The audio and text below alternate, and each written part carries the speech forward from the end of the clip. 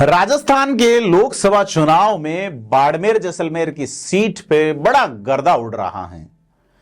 रविंद्र सिंह भाटी एक 26 साल का लड़का जो है वो निर्दलीय के तौर पे खड़ा है और उसके खड़े होने से माहौल अलग हो गया है। प्रधानमंत्री नरेंद्र मोदी और उनकी तमाम टीम, कांग्रेस के प्रदेश अध्यक्ष गोविंद सिंह डोटासरा और उनकी टीम, समर्थन करने वाली आरएलपी जिसका एक प्रभावी वोट बैंक है बाड़मेर जैसलमेर में, आशंकित हैं, चिंतित हैं।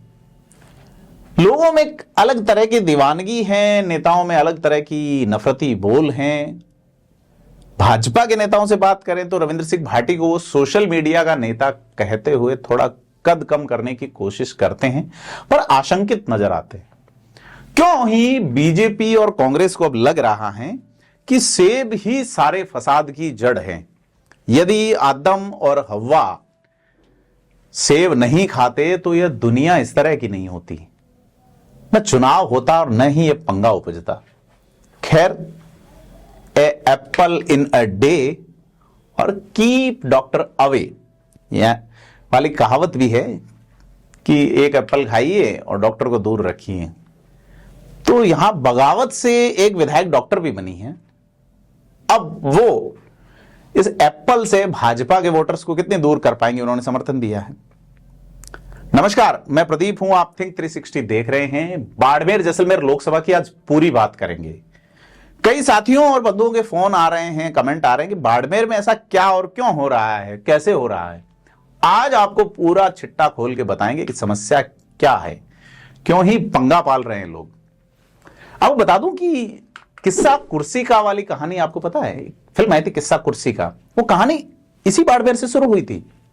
उस कहानी का लबोलबाब यह हुआ कि देश के कद्दावर नेता संजय गांधी को जेल जाना पड़ा था। देश के सूचना प्रसारण मंत्री को जेल हुई थी 2 साल की।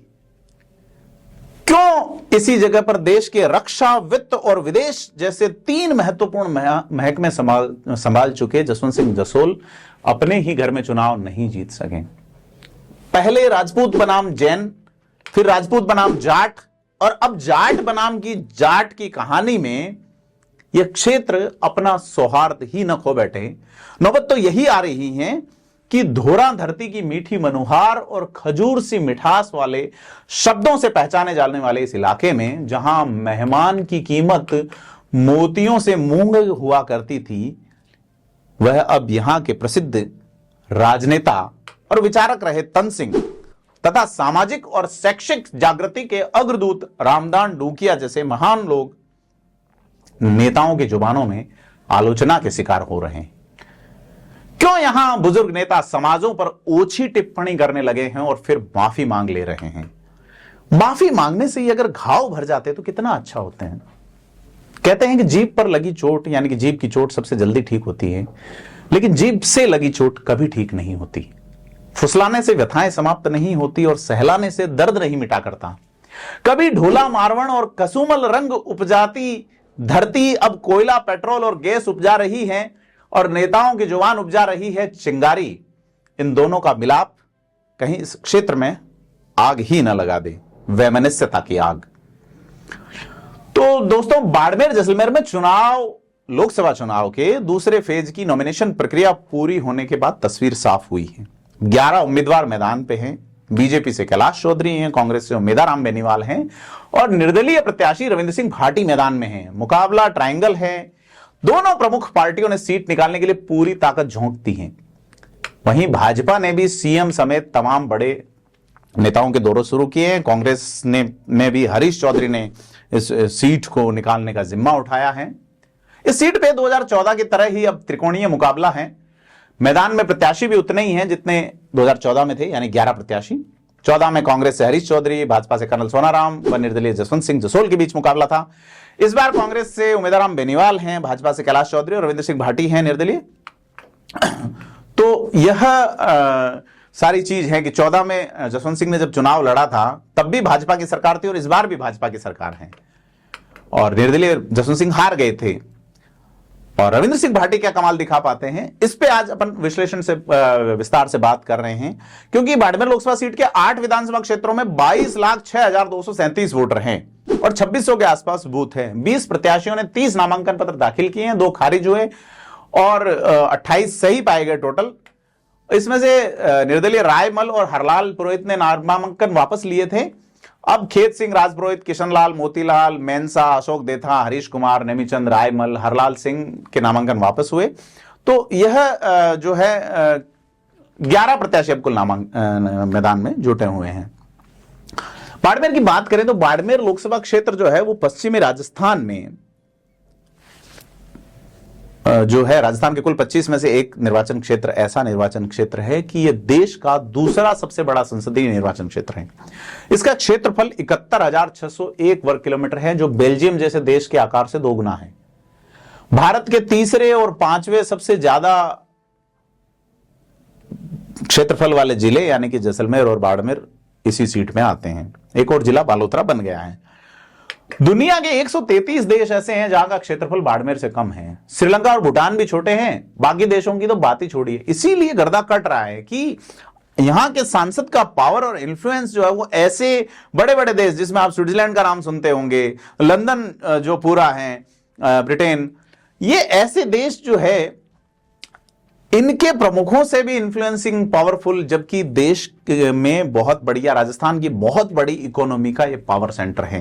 पेट्रोलियम का उत्पादन, कोयला का उत्पादन, सोलर एनर्जी का उत्पादन, गैस का उत्पादन, ये तमाम चीजें और बहुत तरीके का ग्रेनाइट और अन्य तरीके की माइनिंग। तो बाड़मेर जैसलमेर एक रिसोर्स का हब है और इस इलाके की सदारत करने वाले की नजर जो है वो इस रिसोर्स के खनन और इस रिसोर्स में अवसरों को देखती हैं, अर्थ के अवसरों को, तंत्र के अवसरों को और व्यवस्था के अवसरों को। लोग गायब हैं इसमें। अभी यहां 8 विधानसभा सीटें हैं, इसमें से 5 बीजेपी के पास और 1 कांग्रेस के पास। 2 पे निर्दलीय हैं, जिसमें से एक रविंद्र सिंह भाटी खुद हैं, एक डॉक्टर प्रियंका चौधरी है। तो अभी जो स्थिति चल रही है उसमें लगता है कि 3 लोग मुख्यतः टक्कर में हैं, रविंद्र सिंह भाटी, कैलाश चौधरी और उमेदाराम बेनीवाल। तीनों में से एक सांसद बनेगा और तीनों में से एक की जमानत भी जब्त होगी। अब वो कौन होगा यह देखने वाली बात होगी। तो इससे यह लगता है कि टक्कर कांटे की होगी। अगर पुरानी बात करें तो पहले चुनाव में बाड़मेर और जालोर एक सीट हुआ करती थी और भवानी सिंह जो थे वो एक सीधे ही मुकाबले में सांसद बने। दूसरे चुनाव में जैसलमेर के महारावल रघुनाथ सिंह यहां से सांसद बने। अब ये दोनों निर्दलीय ही सांसद बने थे। तो जैसा मैं कह रहा हूं 3 में से एक जीतेगा। अगर रविंद्र सिंह यहां गेम अपने पक्ष में कर जाते हैं यानी कि जीत जाते हैं तो मामला 66 साल बाद यहां निर्दलीय की जीत का बनेगा। इस चुनाव में जालोर अलग सीट बन गई यानी 57 में 62 में और सूरज रतन दमानी यहां से सांसद बने। बाड़मेर में जब यहां पे जालोर में 57 के अंदर सूरज रतन दमानी सांसद बने। बाड़मेर में 62 में जब महारावल रघुनाथ सिंह ने चुनाव लड़ने से मना कर दिया तो विधायक रहे तन सिंह रामदेरिया ने यहां से सांसद का चुनाव लड़ा। उनके सामने कांग्रेस से ओंकार सिंह थे। तन सिंह चुनाव जीत गए, संसद पहुंचे। लेकिन 67 में तन सिंह जो है वो अमृत नाहटा के सामने चुनाव हार गए। शिक्षक रहे, अनुवादक रहे और फिल्म मेकर रहे अमृत नाहटा जोधपुर के थे। उन्होंने उस चुनाव में लोगों को यह कह के जोड़ा कि मुझे जिताएंगे तो रेगिस्तान में अंगूर लगेंगे। लोग उनके लच्छेदार भाषण को सुनने और इस जुमले के लिए ही जानने लगे। राजस्थान में अंगूर तो नहीं उगाए गए, लेकिन कांग्रेस का खाता खुल गया। पूरे कैरियर में उन्होंने कई किताबें प्रकाशित की जिसमें, और अनुवादक थे कई, Maxim Gorky, Joseph Stalin, Vladimir Lenin, Mao Tse tung और लियो शाओकी की कई रचनाएं उन्होंने ट्रांसलेट की। ये वही अमृत नाहटा है जो बाड़मेर से सांसद रहते हुए एक फिल्म बनाते हैं किस्सा कुर्सी का। उस कुर्सी वाली फिल्म जो पॉलिटिकल सटायर था, उसमें चुनाव होता है जिसमें चुनाव चिन्ह कार दी जाती है। इंदिरा गांधी और संजय गांधी को रास नहीं आई। इस फिल्म में इंदिरा गांधी और संजय गांधी पे आधारित मानते हुए इसे रिलीज होने से रोक दिया गया। संजय गांधी इस फिल्म के नेगेटिव अपनी मारुति फैक्ट्री में जला के आ गए। अब वो जो चुनाव चिन्ह कार का दिया गया था तो ये माना गया कि संजय गांधी के मारुति वाले प्रोजेक्ट को कहा जा रहा है। शबाना आजमी इसमें एक्ट्रेस हुआ करती थी। तो बाड़मेर सांसद की ये जो फिल्म वाली देन थी, ये कांग्रेस को खूब नागवार गुजरी, जबकि अमृत नाहटा खुद कांग्रेस से ही थे। आपको बता दें कि इस फिल्म को लेके काफी बवाल काटा था। अमृत नाहटा को बाद में कांग्रेस ने टिकट नहीं दिया तो वो जनता पार्टी में चले गए, हालांकि इमरजेंसी में वो विरोध में थे। तो अमृत नाहटा जनता पार्टी जो आई 1977 में सत्ता में, मोरारजी देसाई वाली, तो पाली चले गए, पाली से सांसद बने 1977 में। बाद में मामला कोर्ट तक पहुंचा और एक किस्सा कुर्सी का जो है वो जो बाड़मेर से शुरू हुआ, वो किस्सा जो है दिल्ली तक चला। संजय गांधी को सजा हुई, उसमें माना गया कि उन्होंने नेगेटिव जलाए थे, सूचना और प्रसारण मंत्री पे मामला जेल तक पहुंचा था, तमाम चीजें। उस वक्त पिक्चरों का बड़ा क्रेज था कि कोई भी चीज सरकार के खिलाफ नहीं जानी चाहिए। इमरजेंसी का दौर था, नसबंदी वाला माहौल भी था। आपको पता होगा, अभी एक दिन पहले अपन ने जब विश्लेषण किया तो मैं थोड़ा सा इतर ले जाता हूं कि सिरोही में कुछ पोस्टर लगे कि ये हाथ हमें दे दे ठाकुर, शोले वाला, गब्बर सिंह और ठाकुर के बीच का।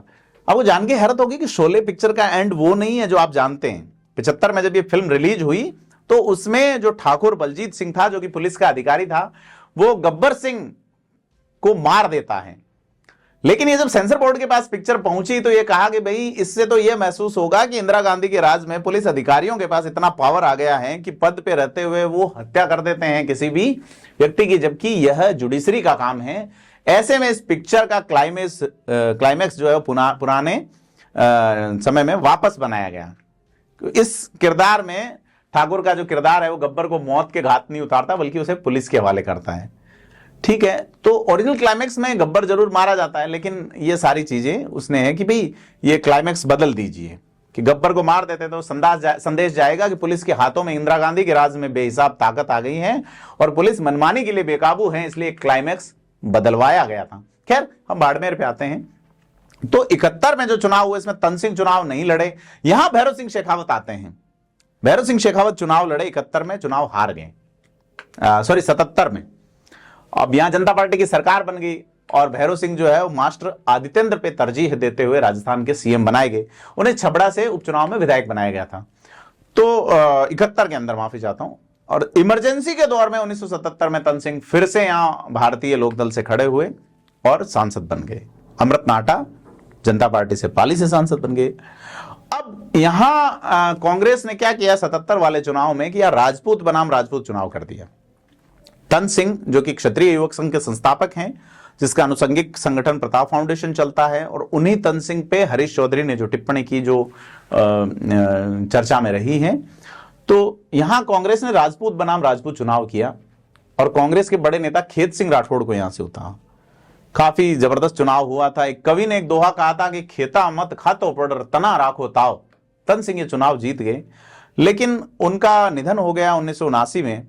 80 के चुनाव के नामांकन से ठीक पहले 80 में कांग्रेस दो धड़ों में थी, इंदिरा गांधी वाली कांग्रेस और दूसरी वाली कांग्रेस। लेकिन उसके बावजूद जो है वो त्रिकोणीय संघर्ष होने के बावजूद जनता पार्टी की ओर से चंद्रवीर सिंह उतारे गए, जो चुनाव हार गए। यहां वृद्धिचंद जैन चुनाव जीतते हैं। वृद्धिचंद जिन्होंने कांग्रेस को बाड़मेर में खड़ा किया। अब 84 का जब दौर आया तो इंदिरा गांधी की हत्या हो गई थी और कांग्रेस के पक्ष की लहर थी सहानुभूति की। तो यहां पहली बार प्रभावी त्रिकोणीय मुकाबला, यहां पहली बार जाट नेताओं ने राष्ट्रीय पार्टी से सांसदी की हुंकार भरी। अब तक मामला राजपूत बनाम जैन या राजपूत बनाम राजपूत रहा था, जिसमें कभी राजपूत तो कभी जैन सांसद बनते रहे थे बाड़मेर से। अब यहां गंगाराम चौधरी जो है वो लोक दल से प्रत्याशी बनाए गए।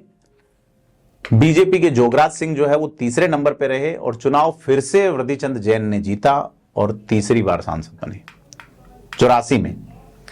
1990 में परिस्थितियां बदली और यहां प्रत्याशी बनकर आए कल्याण सिंह कालवी। राजपूतों के बड़े सामाजिक नेता और जाट राजनीति के पुरोधा रहे नाथूराम मिर्धा उर्फ बाबा के खास। नाथूराम मिर्धा से उनकी अच्छी पटती थी कल्याण सिंह कालवी की। तो पिछले विधानसभा चुनाव में देखा कि नाथूराम मिर्धा की पोती ज्योति मिर्धा भाजपा में आती हैं और कल्याण सिंह कालवी के पोते भवानी सिंह कालवी भी एंट्री लेते हैं भाजपा में। तो कहा जा रहा था कि नागौर में कुछ प्रभाव पड़ेगा उसका। हालांकि ज्योति मिर्धा चुनाव नहीं जीत सकी। भवानी सिंह कालवी को भी अभी तक बीजेपी ने अकोमोडेट नहीं किया है। तो यहां 1990 में चंद्रशेखर गुट के समाजवादी नेता पहली बार यहां सांसद का चुनाव जीत के देश के ऊर्जा मंत्री बने। कालवी का कद जो है वो एकाएक राजस्थान की राजनीति में बढ़ गया। परंतु बाड़मेर में एक और रोचक चुनाव 1991 में हुआ और गणित बिगड़ गई। गणित बिगाड़ी बाबूसा और भैरव सिंह शेखावत ने। भैरव सिंह शेखावत को लगता था कि कल्याण सिंह कालवी का कद बहुत खासा बढ़ रहा है, सती आंदोलन वाला मामला भी रहा था, तो बाबूसा ने यहां चूरू जैसा गणित बिठाया। चूरू में जो गणित बैठा जयसिंह राठौड़ की हार वाला, जो जयसिंह से जयचंद एक अपन वीडियो कर चुके हैं पहले, उसमें बताया था कि किस तरीके से जयसिंह को पहले जीता हुआ बताया गया। लेकिन यहां चुनाव से पहले जब जनता दल की सरकार जा चुकी थी, राजीव गांधी की हत्या हो चुकी थी और भैरव सिंह शेखावत को लगा कि जाट नेता के रूप में जगदीप धनखड़ और राजपूत नेता के रूप में कल्याण सिंह कालवी आदि का कद केंद्र की राजनीति में बढ़ रहा है। ऐसे में कालवी को यह कहा गया कि आपको चुनाव लड़ाया जाएगा। कालवी के संपर्क में नाथूराम मिर्धा भी थे कि कालवी कांग्रेस ज्वाइन कर ले, लेकिन वो भैरव सिंह शेखावत की बातों में आए और भैरव सिंह शेखावत ने यहां जैन मुनि कमल विजय को चुनाव में उतार दिया। कालवी यहां तीसरे नंबर पर रह गए। कांग्रेस ने पूर्व आईजी रहे बलदेवराम मिर्धा के पुत्र रामनिवास मिर्धा को उम्मीदवार बनाया और वो चुनाव जीते। रामनिवास मिर्धा के बेटे हरेंद्र मिर्धा जो है वो नागौर से विधायक हैं, उन्होंने ही ज्योति मिर्धा को हराया। तो पहली बार जाट समाज का व्यक्ति सांसद बना। कल्याण सिंह कालवी कुछ समय बाद ही इस दुनिया से विदा हो गए और राजनीति अलग मोड़ ले गई। इसके बाद जो है बाड़मेर का चुनाव जाट बनाम राजपूत हो गया। 1996 में यहां आर्मी से सेवानिवृत्त होके लौटे कर्नल सोनाराम को कांग्रेस ने उतारा और बीजेपी से जोगराज सिंह वापस चुनाव लड़ते हैं। सोनाराम आसानी से चुनाव जीत जाते हैं। सोनाराम के सामने 98 में बीजेपी ने कल्याण सिंह कालवी के बेटे लोकेंद्र सिंह कालवी को उतारा, लेकिन लोकेंद्र सिंह भी यह चुनाव नहीं जीत सके। अब कांग्रेस को लगने लगा सीमांत क्षेत्र हैं, दो युद्ध देख चुका है। ऐसे में बीजेपी ने भी आर्मी बनाम आर्मी मुकाबला करते हुए मेजर मानवेंद्र सिंह को कर्नल सोनाराम के सामने उतारा। मेजर मानवेंद्र सिंह भी आर्मी से लौटे और जसवंत सिंह जसोल के बेटे होने के नाते उनका कद बड़ा था, तो मानवेंद्र सिंह बड़ी टक्कर देते हैं सोनाराम को और करीब 32,000 वोट से चुनाव हार गए। 2004 में 3 बार के सांसद सोनाराम को मेजर मानवेंद्र ने हराया और सांसद बने। 2009 में हरीश चौधरी के सामने मानवेंद्र सिंह फिर से चुनाव हार गए। 80 के बाद 91 को छोड़कर बीजेपी की ओर से राजपूत और कांग्रेस की ओर से जैन की जगह जाट को टिकट दिया जाता रहा। 1990 में बीजेपी ने समर्थन दिया था जनता दल को और कांग्रेस ने 91 के बाद जैन समाज के प्रत्याशी को बाड़मेर से टिकट देना बंद कर दिया और जाट समाज यहां टिकट पाने लगा। बीजेपी राजपूत को देती रही। बीजेपी का खाता मेजर मानवेंद्र ही खोलते हैं, क्योंकि 1990 में बीजेपी ने समर्थन दिया था जनता दल को, तभी कल्याण सिंह कालवी सांसद बन पाए थे। तो बीजेपी ने राजपूतों का खाता 2014 में यहां भी बंद कर दिया और यहां बगावत की जसवंत सिंह जसोल ने। जसवंत सिंह जसोल 2009 का चुनाव राजस्थान की जालोर अथवा बाड़मेर सीट से लड़ना चाहते थे, परंतु मानवेंद्र सिंह को बाड़मेर का टिकट दे दिया गया और पिता पुत्र को पास लड़ाने की बजाय जसवंत सिंह को दार्जिलिंग भेज दिया गया। फिर चुनाव जीत भी गए, लेकिन मानवेंद्र हार गए। 2014 में कांग्रेस का दामन छोड़कर बीजेपी में आए कर्नल सोनाराम टिकट पा गए एक बार फिर से। ऐसे में राजपूतों ने बीजेपी से बगावत करते हुए जसवंत सिंह जसोल को उतारा। जसोल बड़ी कोशिशों के बावजूद ये चुनाव नहीं जीत सके। जसवंत सिंह जसोल कहते भी रहे कि मैं संगठन की या विचार की राजनीति करता रहा पूरे जीवन भर और अंतिम चुनाव जाति पे बेस हो गया। यहां कांग्रेस के हरीश चौधरी उस चुनाव में तीसरे नंबर पे रहे थे। सोनाराम चौथी बार सांसद बने। 2009 में कांग्रेस ने सोनाराम का टिकट काट के पहली बार राजपूत प्रत्याशी कांग्रेस ने, दूसरी बार पहली बार खेत सिंह को उतारा था और मानवेंद्र सिंह को उतार दिया। परंतु हरीश चौधरी और सोनाराम गुट जो है उसकी नाराजगी से धड़ा कैलाश चौधरी की ओर शिफ्ट हुआ। कैलाश चुनाव जीत गए, वही कैलाश जिसके लिए राज्यवर्धन राठौड़ कह रहे हैं कि ये कैलाश नहीं काशी है।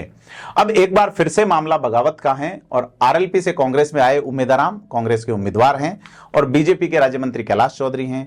अब रविंद्र सिंह भाटी इस मामले को त्रिकोणीय किए हुए हैं।